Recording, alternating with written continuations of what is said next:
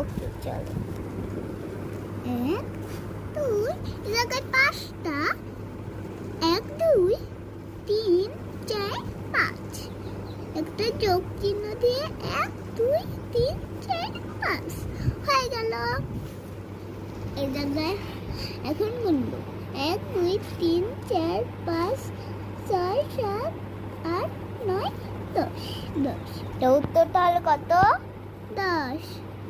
ওকে। 4 যোগ 2 6,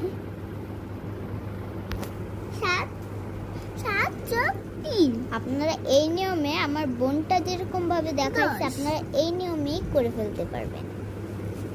12 8 এবং 6।